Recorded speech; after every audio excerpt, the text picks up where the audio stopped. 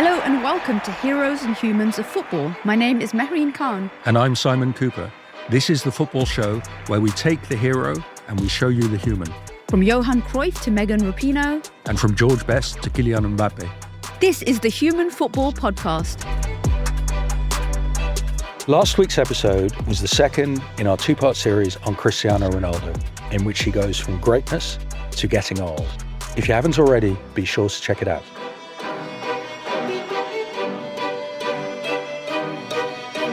Welcome back to Heroes and Humans, where today's subject is Megan Rapinoe, the first American and the first fellow podcaster to feature on this show so far. Hi, Megan. Rapinoe, who's 39, has recently retired from the US women's national team, where she won 2 World Cups. She's also been named the best women's player in the world and is probably the football or soccer player that's most hated by Donald Trump. Her father actually voted for Donald Trump in 2016, which is something that we're going to come on to. Whole drama right there. But to add to the accolades, Piers Morgan has also called Rapinoe the world's most annoying sports star. Wow, that's as big as winning the Ballon d'Or. And I think she is one of the contenders for being the GOATs of women's football. I think she would not, on football terms, be totally considered a GOAT. Well, that's a very good caveat, because on football terms is very important, because we're going to be talking a lot about football and a lot about other stuff. That's because Rapinoe became one of the first openly gay footballers in a sport where, at least on the male side, no real active superstars have come out. But she's also a rare white sportswoman who stood up for racial justice in Trump's America. She's been a fierce campaigner and a very successful one for equal pay for the US women's national team. I think Rapinoe is interesting because her life encompasses so many of the themes about American society over the last 30 years that we all know about, which is political polarization, an opioid crisis, which also touches her life, Trump, we've already mentioned, the US justice system, the prison system. Like the best subjects of this podcast, she is much bigger than football. And that is exactly how she likes it. In her own words, quote, "If my only purpose is being a soccer player, I don't think that's enough for me." And we're going to ask, is she a new model for how to be a sports star? One that we've very seldom seen in soccer, in football, although we have seen in other American sports. Muhammad Ali in boxing was probably the first great example as a civil rights hero. Is Megan Rapinoe pointing the way for a new way to be a sports star? We're also going to teach you about intersectionality in this podcast, which I cannot wait for. Dude, I know about intersectionality. I'd also like to say that although this is a profile of Megan Rapinoe, it's also a profile of Mehreen Khan, because like Rapinoe, you combine deep moral certainty, extreme extroversion with an almost physically combative persona. You are the Megan Rapinoe of podcasting. British journalism. Oh, wow. Very similar, except in appearance and possibly in football skills. I've never seen you play football, so I may be doing you an injustice. We need to play football. I could probably do more keepy uppies than you. Well, I am 55 next week. You're 55 tomorrow, bud. Tomorrow, yeah, I forgot, yeah. I would also love to claim that I'm a fashion icon and admired by young women around the world, but I don't think that's true. You do see yourself as a fashion icon, and you're definitely a civil rights leader, even if nobody else knows it or acknowledges it. It's true, only on my Twitter account. Yeah. Simon, give us some stats about Megan. Megan Rapinoe is 5'4" tall. She was an attacker, born in 1985 in Redding, California, a place we're going to come to. She has a twin sister, Rachel, and they grow up in quite a conservative family in what is now a very Trumpian and also anti-vaxxing place nowadays. Megan and Rachel, both brilliant soccer players, and they start playing as teens in the era of the great 1999 US women's national team that wins the World Cup at home. And Rapinoe will emulate that, winning the Women's World Cup in 2015 and 2019. Also picked up a Olympic gold at the 2012 London Games. She was also named Best Women's Footballer in 2019 by FIFA. But her off-field life is as active as her on-field life. She became the first and one of the only white athletes to kneel for the American national anthem in 2016, showing solidarity with Colin Kaepernick, quarterback of the San Francisco 49ers, who had begun to kneel in protest against police violence against black people. And that was before everyone started doing it after 2020. She definitely kneeled long before it was cool or even acceptable. We'll get onto it. Now, Megan Rapinoe is weirdly very much a child of Trump's America. Take us back to that, Mehreen. So we've mentioned Reading, which is a small town of 90,000 people in the Sacramento Valley in Northern California. She's born in 1985, and she describes it herself as a small C conservative place. Rapinoe would say that it's a town full of good people who she disagreed with about politics. And the older she gets, the more she disagrees with them about politics, because she takes on a very different political identity to lots of the people in Reading, including some in her immediate family. Now, I think contrary to the stereotypes about what kind of girls play soccer in America, which is this upper class, privileged, urbane, sort of elite communities, Rapinoe isn't a member of that caste. She says her family are solidly working class. She's one of 5 siblings and comes from a very large extended Catholic family on her mother's side. So her maternal side is originally from Germany. They have 32 cousins, which by Pakistani standards is a small family. But I suppose like Pakistanis, all the cousins live very close to each other. Pretty close. So she has lots of extended members of her family, including her aunts who come and live with her for a period of time. There is also a history of alcohol abuse among her mother's 2 parents. Her mother is called Denise. Denise is one of 8 siblings, and she describes her mum as very hardworking. She sort of did jobs like being a waitress, a clerk, and also was the sole carer for her grandmother. Well, she's been a waitress in this diner in Reading for some decades at this point. Indeed, which becomes an important diner because they do put up photos of the very successful Megan, and then around 2016, they also begin taking them down. The young Rapinoes are baptised in the Catholic Church, but they end up going to a non-denominational church because their mum wants them to try and find their own way to God. And I think to this day, there are still churches in Reading which do conversion therapy. On gay people. Which is the sort of very controversial method where churches try and convince gay people that they're actually straight. Not always effectively. Indeed, I'm not sure what the hit rate is. It's probably quite low. Megan's father, Jim, she says comes from a much more stable and she would say middle-class upbringing. He does various jobs, like he's a fisherman, a car salesman, and a crane operator. His career is important because he will probably be seen as one of those left-behind people that went to vote for Trump in 2016 because of the sort of deindustrialized nature of what Reading will become over the next 20 or 30 years. She says her parents are easygoing, generous, hardworking people with a kooky sense of humour. And most of all, they placed a high value on family.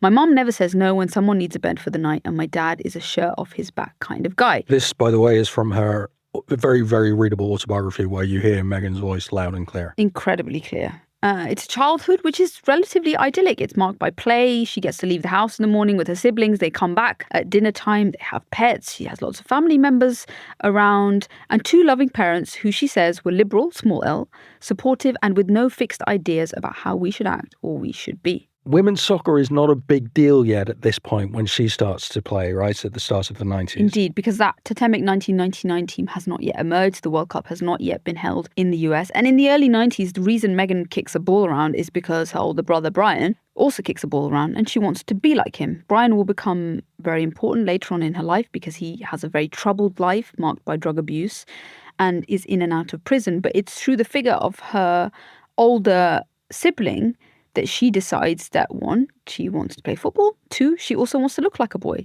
So she has a twin sister who has long hair and is more traditionally girly looking. And Megan cuts her hair short. She only wears boys' clothes and would often take a lot of pride in strangers misidentifying her as a little boy. She's a tomboy. I was also very much a tomboy. I also had an older brother who I was better at football at, and I wanted to be exactly like him. It's a pretty common entry point into soccer, I think, for lots of girls. If your brother were here, would he agree that you were better at soccer? Yeah, he's very, very bad. Right, okay. He's very, very bad. You were, I'm sure, very good. Megan, though, as a kid player, is brilliant. She is, and that's because she has athleticism. And it's clear from a young age that her and her twin are just built different, to put it one way. They start crawling before they want. She can ride a bike unaided by the age of 4. And they do all the things that Americans who like sports do, which is play American sports, basketball, hockey, baseball, and American football. These are also the sports that she's most exposed to because they're on TV. So they grow up very much in this American sporting culture. So her sisters are cheerleaders, brothers play baseball, snowboard. You're playing this sport, soccer, and you're very good at it, but there's no professional culture attached to it. And there is a little weirdness attached to it because it's like this foreign, exotic thing that other people do, Europeans do. Yeah, or rich, posh Americans. Indeed. So soccer is a minority sport. And it's definitely a minority sport for working class girls like her. But by the age of 6, her and her twin take it so seriously that they get sort of scouted for the boys' team. She says, in the entire history of playing, I have probably never dominated a team like I did that boys' team in the early 90s. That must have felt so good. And the coach tells their players that the 2 twin girls will probably play in the World Cup one day, which turns out to be half correct because Rachel never quite makes that level. Indeed.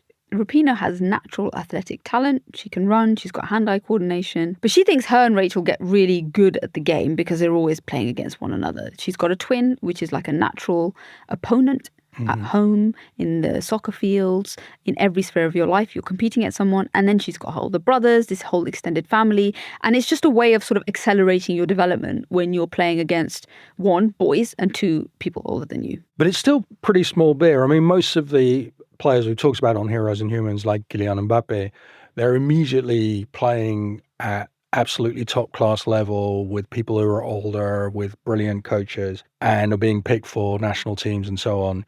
Whereas Rapinoe in her early life, she's sort of playing just local soccer. And she has absolutely no idea or ambitions for what this could become. But pretty much she's living like a regular high schooler, living normal teenage American life. But soccer becomes a kind of family get-together. They can't afford to go on vacation, so every weekend they'll pile into the family minivan, they'll drive around the local region to play matches. So her parents will drive her and Rachel around. So it's a way that as a teenager, she's spending a lot of time with her parents. And it becomes a source of stability and pride for her family because there's a couple of very important things to know about her childhood. The first is this sort of self-image that she's developing, that she wants to be a boy and she wants to play soccer. And the other one is very much tied to her brother. So by the time Rapinoe is in high school, so she's a teenager, around 14, she starts becoming aware of something that she calls her privilege. That she now calls her privilege because it's a word that she wouldn't have had access to. This is now a word that we've now developed to try and understand what she's going through at this time. And that's because despite being from a relatively modest home, she has the 3 magical gifts that any teenager needs to survive in American high school. She's athletic, she's cute, and she's popular. And this is a really interesting and I think strong definition of privilege, because when we talk about privilege, we usually mean class or gender or racial privilege. That's Indeed. what it's become now, which are all very important forms of privilege. But she's talking about sort of genetic glossary privilege.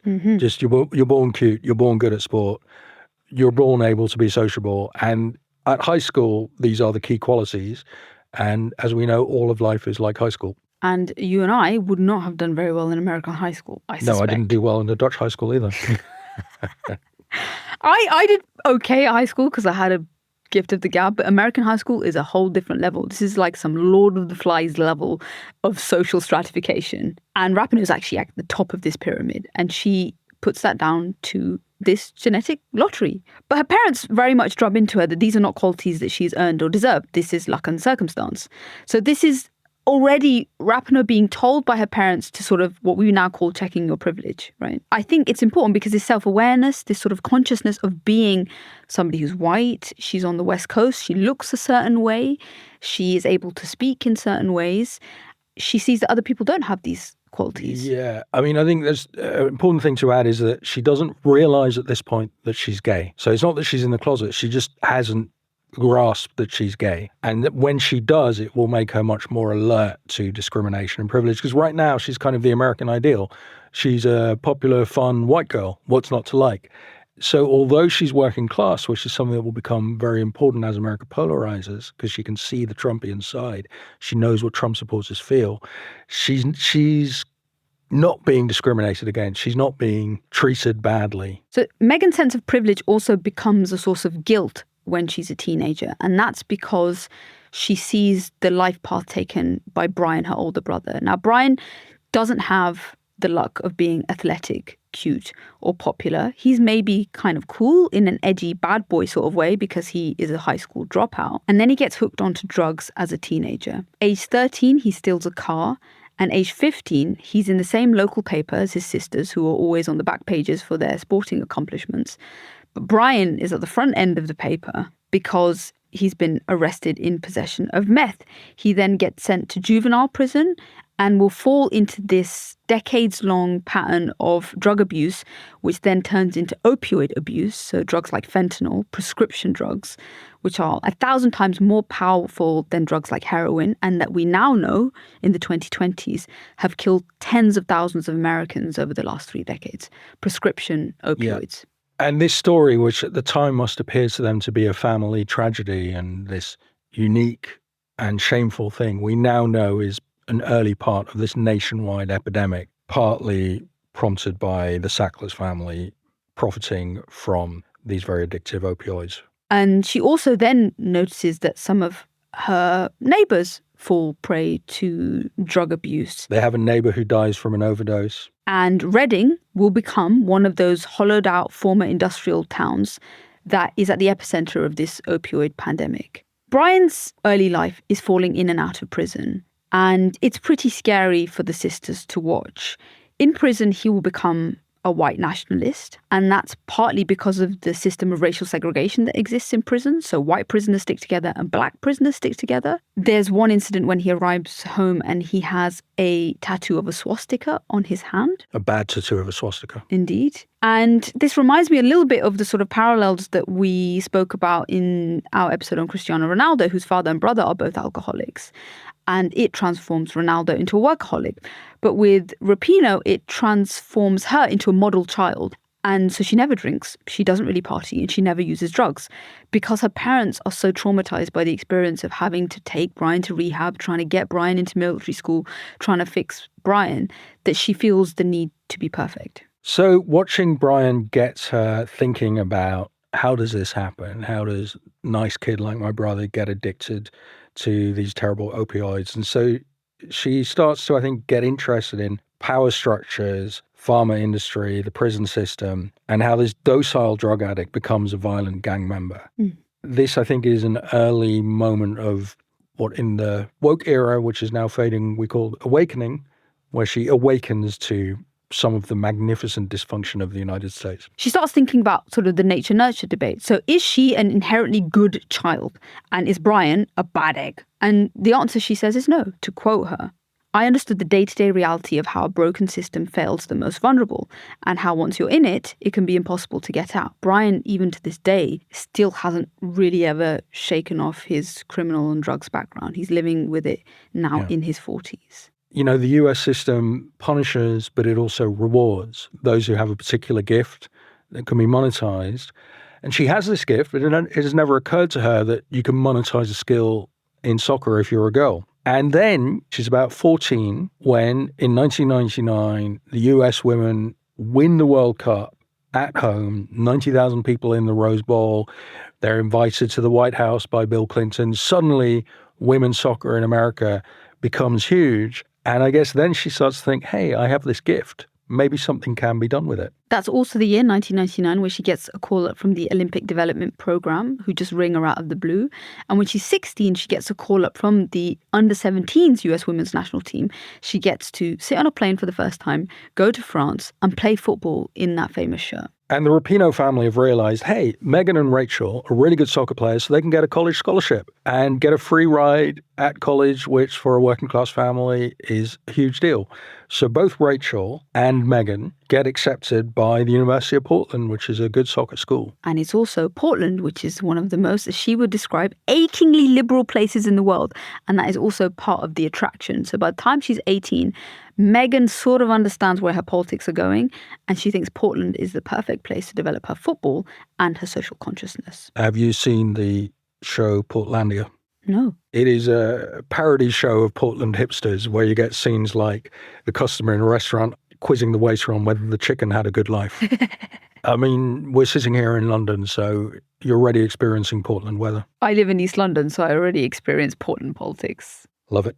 So Megan Rapinoe, despite coming from a relatively poor working class background, is making it in football. She's got a prestigious scholarship at the University of Portland. She started making appearances for the youth levels of the US women's national team, and now is going to a place where she's going to develop her political consciousness. Despite her family trauma, despite some of the setbacks in her upbringing, including the experiences of Brian coming in and out of prison, she will go on to become one of the most iconic activists for politics and social justice in the US, and in the meantime, also become a hate figure for people on the political right, including Donald Trump. Join us after the break to find out how Rapinoe becomes the most recognised, loved and hated figure in women's soccer in the world.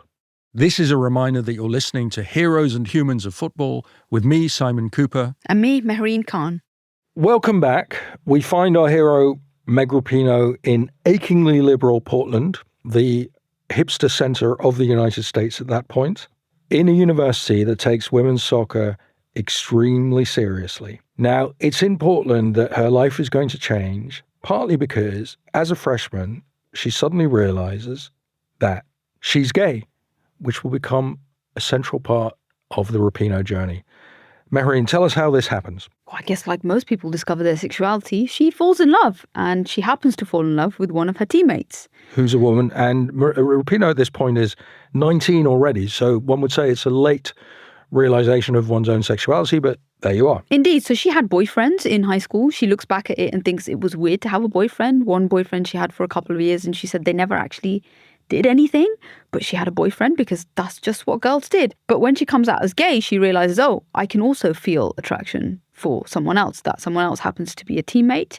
And she's sort of giddy and heady about the fact that she's discovered that she's gay. She also thinks, how come I didn't see this before, and how come everyone must have realized that I'm gay? She thinks I'm the sort of gayest seeming person in the world. Everyone must have known this. She tells her twin Rachel, and Rachel says, oh, I'm also gay, but I'm not going to come out, so let's be quiet about it. Of course, Rapinoe is not able to be quiet about anything. Sure. So she doesn't grapple with her sexuality. She's not worried about disappointing her parents because, as you said, it just seems so obvious. And she describes that moment where she does discover that she's gay as being overwhelmingly liberating. She says that she used to have this very Mia Hamm-esque ponytail and headband, which is the way that American soccer girls were supposed to look. She cuts it off. She stops wearing girly clothes. And when she starts looking gay, she attracts more interest from other girls. So she's super progressive. Her parents know that she's kind of developing this political consciousness and she's gay. So when she actually does come out to her mum, she's actually disappointed by the reaction that she gets. Because her mum goes a little quiet, she shrivels, and she says, no, you're not gay. And Rapinoe takes this really badly. She actually flips out at her own mum, telling her to accept it or to fuck off. She says, you need to get over it. She doesn't think her mum's homophobic. When she actually takes a bit of a breath and she tries to think about what her mum is going through, she thinks that her mum, like most parents, is just worried that coming out as gay or having an identity as a gay woman is going to hurt Rapinoe's life chances, her career prospects. At that moment, she's so pissed off with her mum, she actually outs her sister. Yeah, you're not supposed to do that. And says, oh, by the way, Rachel's gay too. So if you're unhappy with you got one gay daughter, you've now got two gay daughters. Which in hindsight is a pretty mad thing to do because Rachel doesn't want it to be known. But Rapinoe is sort of, as a character, she's always very out there. She doesn't care when people disagree with her on politics, on race, on sexuality. She just kind of deal with it. She has this very strong belief in right and wrong and fair play, which reminds us of a certain person sitting here. No idea who you're talking about. I mean, do you identify with her in-your-faceness? So there's always a tension between how in-your-face you need to be when you're trying to convince someone of your argument, but I definitely sympathise with that kind of moral certainty gives you a certain degree of, people would say, arrogance and aggression, and I have been accused of that many times, let's put it that way. She's playing college soccer in Portland in front of huge crowds because there's a university that really cares about soccer, and it's completely new to her to play in front of big crowds. She'll only later get that when she plays in World Cups. She is a prodigy. She's team's top scorer after her first year. People are talking about her as a future star. But then when she's 21, she has this injury, which is actually extremely typical for women's soccer players. Yes, and we mentioned this in the Emma Hayes episode when women's football is sort of developing insights about women's physical state. And one of the things that is clear early on, although not really clear among sort of the medical profession, is that women are way more vulnerable to soft tissue injuries. And the one that we most commonly know about as football fans is the ACL, the anterior cruciate ligament, which is a ligament in your knee. This is an incredibly serious injury. It requires surgery. I can say that it has afflicted me. I've torn my Really? ACL 3 times and I had 2 operations on it. The third time they told me not to bother. How did you do it?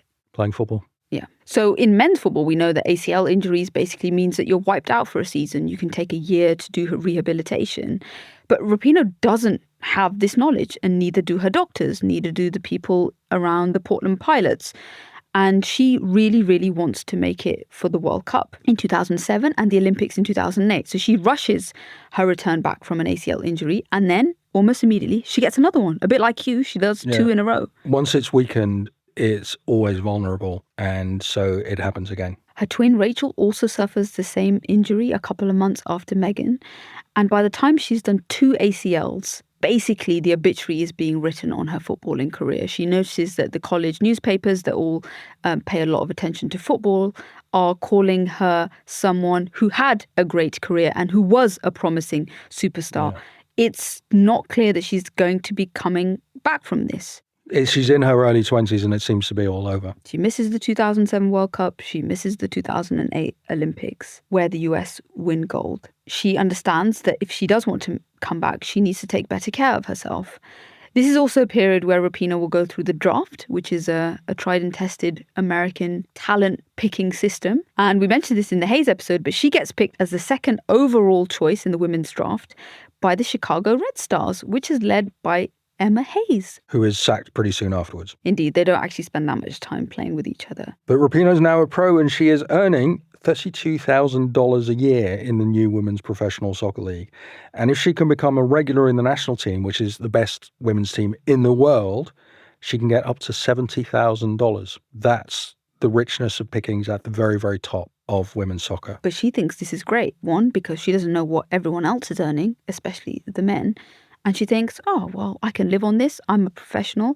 So for Rapinoe, going to Chicago is living the dream. And by now she's out to her friends and family. A lot of the other players in the team she plays on are gay, but none of these women are publicly out, partly because they don't really have public profiles. They're playing women's pro soccer, but very few people really care about them. But just at this time, homosexuality is reviving as a political issue in the US because there's now this huge, big new debate on marriage equality, on legalizing gay marriage. So Rapinoe says that the whole gay marriage debate is when she starts feeling the stirs of political anger. And that's because her home state, California, is having this very tortured debate about first banning same-sex marriage, which the state tries to do. It then gets struck down as unconstitutional. So California, by default, becomes one of the states where you can have a same-sex marriage. But this is a very sort of heated, painful debate, which is dividing families, including her own, in Redding, California. And this is happening just as she is finally becoming a minor celebrity in the US. In her mid-20s, she goes to her first World Cup, 2011. She is first noticed really for a goal celebration. They score against Colombia, and she does, with 2 teammates, a Born in the USA celebration where she sings a line from the Springsteen song and one of the teammates is playing air guitar. This goes viral. So for the first time, Americans are saying, you know, who is this woman? And there's lots of kind of viral moments. This is when sort of Twitter is in its early sort of heyday, where all kind of sporting events are getting so much more attention because people in different countries are all tweeting about their teams. The final is actually a super kind of, I think, momentous occasion. It's between the USA and Japan. It's watched by over 62 million people. 14 of those are in America. The USA actually lose on penalties, but that is a final that's considered to be really historically important for Japan because it's only a couple of months after the terrible tsunami that wiped so much of the country out. But in those few weeks, the US women's national team are superstars. People know who they are, they know what they look like, and they know their names. But none of them know that any of them are gay. And that really sort of... It bugs Rapinoe. It does. She's an in-your-face person. She's not secretive. She's not afraid. She's proud. And she feels like by not just saying it to the world that she is hiding something, and she doesn't want to feel like she needs to hide anything. And so on the plane on the way back, she decides, I'm going to come out before the Olympics in London next year, which would mean that she would be the first top soccer player of either gender, any sexuality, to do that. So in January 2012, she gives an interview to a magazine where she comes out. I mean, some of the language is pretty powerful. She says, I feel like sports in general are still homophobic in the sense that not a lot of people are out. They need to see that there are people like me playing soccer for the good old US of A. If you're a prominent athlete, coming out isn't for yourself, but for others. So this is very much like developing a consciousness that is around the fact that when you're a public figure, you have a responsibility and you should carry a burden of representation, which is bigger than if you're just an unknown person in the middle of nowhere, USA. And very hearteningly, she comes out and everyone's like, yeah, that's fine. That's nice, Megan. I love anticlimactic coming out stories. So she was braced for a blowback, but everyone is very happy for her. I mean, it's a very important moment in American social history because this is around the time, 2012, that Obama becomes the first sitting president to support gay marriage. Obama very cautiously has sat on the fence about it. Suddenly, loads and loads of states are legalizing gay marriage. And so she's thinking, yeah, you know, there is this groundswell of support, but she also realizes, look, it's easier for me because I'm gay, but I'm also affluent. I'm white. I have a platform. So she's exactly the kind of person who wins a lot of easy acceptance. She's not from a group other than her sexuality that the mainstream of the United States is suspicious of or fearful of or angry at. And it's this kind of non-reaction that also sparks something else in her political consciousness. And this is when she sort of discovers, and she says that actually at this point she hasn't discovered the term intersectionality. Okay, you're just going to have to very briefly define intersectionality. Intersectionality is a sense of solidarity with other types of marginalized groups, and the idea that if you fight for equal rights or civil rights for one group, in this case gay women or the LGBTI community, that is inherently the same as fighting for causes like racial justice, other forms of injustices against transgender people or against women or against Hispanics or other forms of communities who suffer from structural discrimination. All these struggles are related, they intersect, and so you should... All for one for all kind of thing. And she says it in the books, quote, "Given the breaks I've had, speaking out seems the least I can fucking do." So she's struggling against homophobia, but she also has to fight against sexism, which is a financial issue in women's football. And she, as a white person, has to lend her support to the struggle against racism because all these struggles intersect. And so it's from this time, say from the early 2010s, that Mehreen Rapinoe grows into this major activist. Let's start with her second big battle, which is going to be on equal pay. The gender pay gap exists in elite sports. It exists because male sports generate more commercial revenues, they have more eyeballs on them, they're bigger money makers, TV rights, sponsorship deals, the rest of it. However, that's not true of soccer in the US, where it's the women who win the most, the women who are watched the most, and the women who generate a lot of the revenue. And it's around the time that Rapinoe's in the squad in the 2010s that the women realised that not only are they not getting an equal share of the pie, their share is too small, far too small, given the disproportionate impact that the US women's national team has on American soccer as a whole. So we mentioned that she would get a $70,000 a year with bonuses as being a member of the US women's national team. The women only get bonuses if they win games. The men get bonuses whether they win or not. They just get playing bonuses. On average, a member of the US women's national team would earn around $99,000 a year. For men, this is up to $265,000.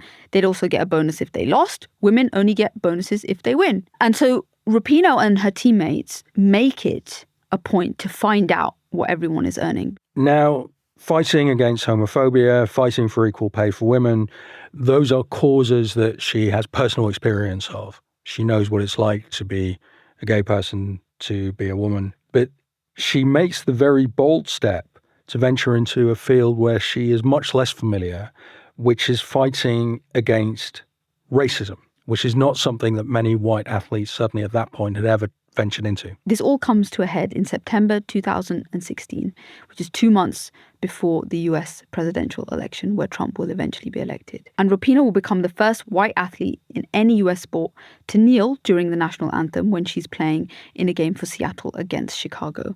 And she does this because days before, the quarterback of the San Francisco 49ers, Colin Kaepernick, and his teammate Eric Reed kneel during the national anthem to protest against police brutality and racial injustice.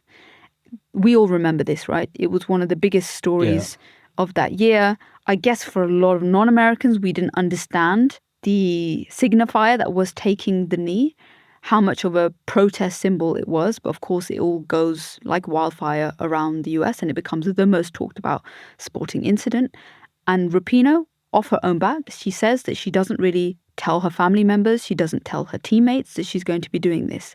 However, a few days before, she's also at a basketball game where the national anthem is being played. She's watching Sue Bird, who will go on to be her wife. And while the anthem is played, she's sitting down. She doesn't stand up. And for her, that's the first small protest that she does.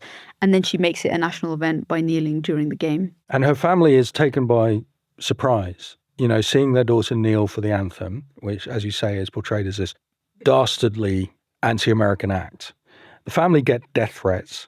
The local diner in Reading, where her mother works as a waitress, her picture is taken off the walls. People burn her shirt. There's all sorts of morons abusing her on social media. And people are saying she should be kicked out of the US national team. And US soccer is also deeply embarrassed. Soccer's already not a properly American sport. And now they have this famous person who is doing something as anti-American as being a communist. And she says the strangest thing about dealing with all of this is that I get to feel what people of colour feel all the time, which is this out-of-body experience of having one's basic reality denied.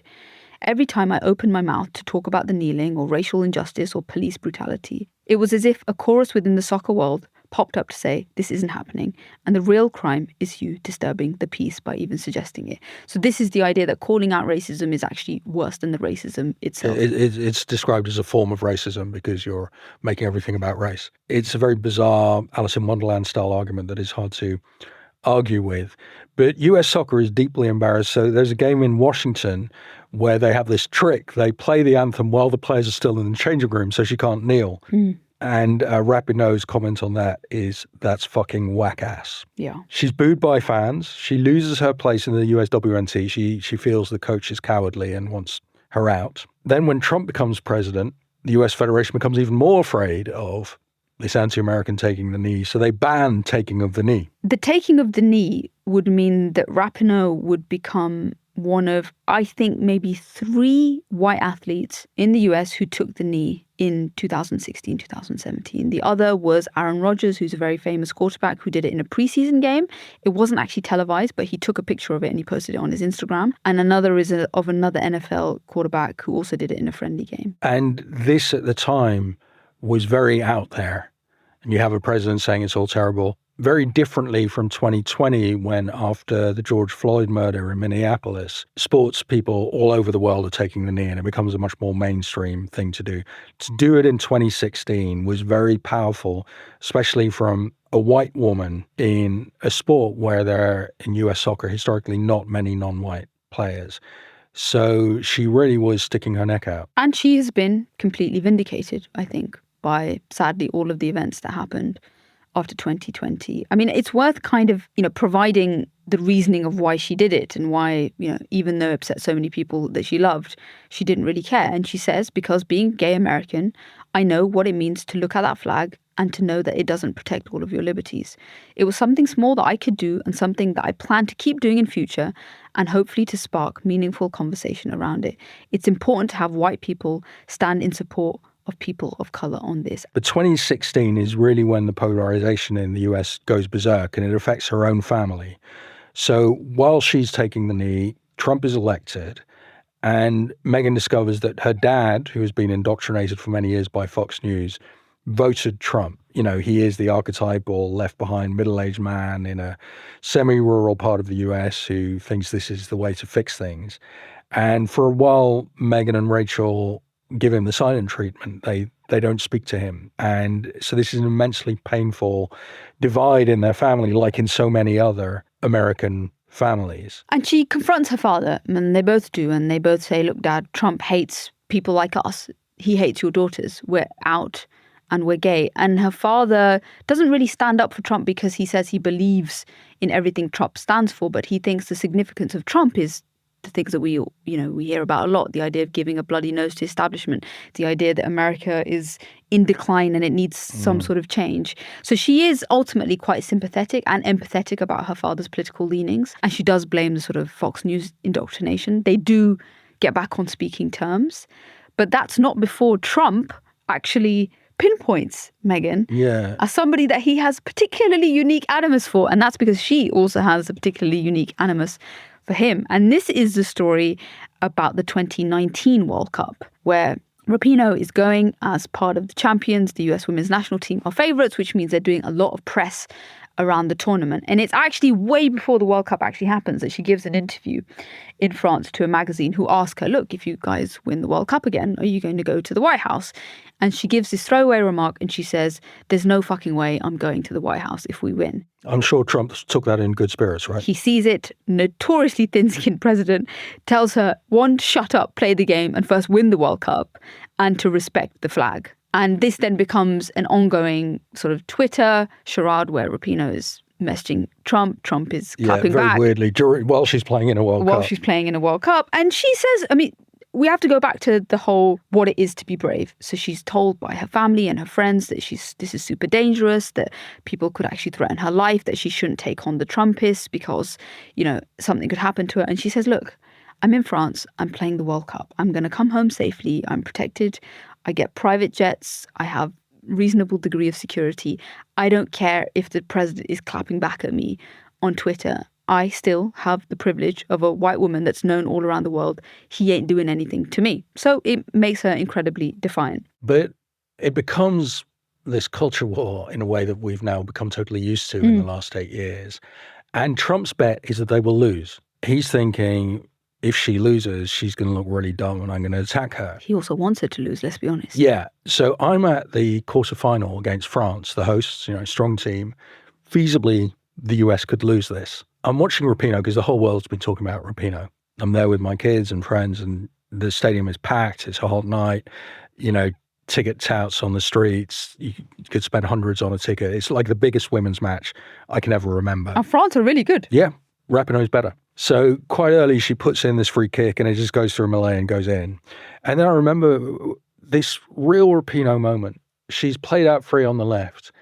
She cuts in, she picks up the ball exactly right. She cuts in, she puts it low in a corner. And if you want to think of Rapinoe as a player for a moment, she's highly efficient. She's very quick. She's not a dribbler particularly. She just acts quicker than other people. She doesn't just run quicker like all good footballers. Her ball handling happens more quickly and her spotting of opportunities. So within 3 seconds, she has the ball, she's past the player, it's in the bottom corner of the net. It's for me an ultimate Rapinoe moment. So she wins the quarterfinal. Then they get to the final against the Netherlands.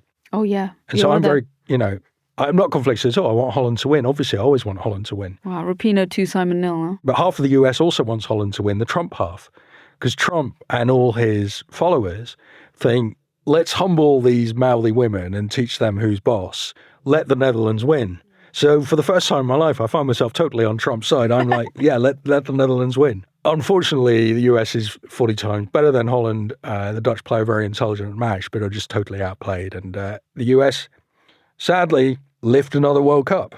Kudos, Mehreen Rapinoe. And this is the tournament where Rapinoe becomes the center of a culture war in the US and everything she does is hyper scrutinized. So this is also the tournament where she will do this fantastic celebration. I guess the celebration we now sort of associate with Jude Bellingham, which is the arms out wide celebration. Yeah, it's saying, here I am, look at me, I'm not humble. I've got pink hair, my chest is out, I've just scored in a World Cup, I'm taking on the US president. Look at me, all the attention is on me.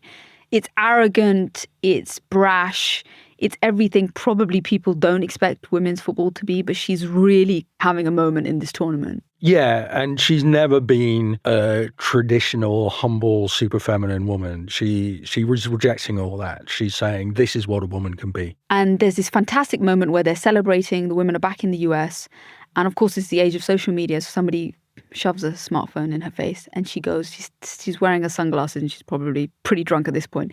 And she says, I deserve this. I deserve this. And she's pointing at herself. And she's talking about, I deserve equal pay because the fans on the celebration buses are screaming equal pay, equal pay. Even equal in the pay. stadium in Lyon, the final, Yeah. the crowd, including many non-English speakers, are chanting equal pay. Yeah. And the I deserve this moment becomes the ultimate moment for all of her haters. Look at her. She thinks she's bigger than the US. She thinks she's bigger than us. She's better than us. She's, all of the sort of cultural taboos about being a woman thing, saying that she deserves all of the attention and all of the praise. And she's the best player and she will win the Ballon d'Or. And she's got a World Cup to her name. And it's also the rallying cry for all those other women that understand that they've got a bigger battle facing them, which is a legal battle against the US Football Federation to finally win equal pay for the women's national team. And she talks in the book about how this speaks to every woman in any field who has been underpaid, including, I think, an aunt of hers asks for equal pay at her company, is sacked, and the aunt says it was still worth it. It was still the right thing for me to do. So the US women's national team take out a class action lawsuit against the Soccer Federation for purposeful gender discrimination. And so during the court case, the US Soccer Federation actually make some completely egregious and offensive claims to justify the pay gap. One of them is that they claim that the women possess, in their words, quote, less ability, skill and speed than the men, and that, quote, the male players carry more responsibility within US soccer. And these are all reasons to keep the pay gap alive. And this is the very much saying the quiet part aloud. And because it's happening in the US court, it's all made public. And I think this is the moment where public opinion and generally the media and everyone who's not even that invested in getting this pay deal finally thinks this is completely egregious. Yeah, I mean, the Federation handled this extreme cack-handed stupidity. They settle the suit, and in 2022, they award pay parity between the men and the women, and the women get, I think, 24 million in back pay. I noticed that Norway later also did equal pay. I think the Netherlands also has a version of equal pay between its men's and women's teams. So it was a really important lead, but of course it has repercussions way beyond sport. And it's in 2019 World Cup where we sort of see a culmination of all of Megan's causes come into one tournament. So this is going to be a tournament where the chance of equal pay will dominate the chance among the fans of the US women's national team, where she's been reselected into the team after being banished over the cause of racial injustices, and where she is going to take on Donald Trump, president of the US, very, very directly in almost every single game that she plays because he is watching. Now, her side has won the battle on equal pay. They've won the battle on gay marriage. They haven't necessarily won the battle against racial injustice. But still, Megan is mostly a winner. She's won 2 World Cups. But she's kind of lost the battle in her hometown, Reading. During the COVID pandemic, which the Americans managed to turn into a massive culture war, like they managed to turn the Gaza war into an American culture war. During the COVID pandemic, there's a huge anti-vax movement in Reading, and people go to local meetings armed with guns and or dressed as syringes, which is a weird protest against COVID vaccines, I guess. And on January 6, 2021, while Trump supporters are storming the Capitol in Washington, in Megan's hometown of Reading, protesters are liberating the county offices by forcing them open. So her hometown is kind of lost to exactly the forces that she has been fighting nationally. She is a strange daughter of Reading and a true rebel. So let's talk about the legacy, the footprint. So there's clearly 2 parts to this, which is her sporting legacy and then also her wider legacy, her legacy as a political figure. On the sporting side, she was clearly part of a team that were already pretty dominant and she cemented that dominance. They had a couple of setbacks like the 2016 Olympics, but ultimately this was an era where there was only one team in international women's football, and that was the US. And when she retired or when she started playing less, they got a bit rubbish. Yeah, they did. They had a terrible World Cup. Yeah, she was part of the best team in women's soccer in the modern era. And they were so impressive. They set the highest standards.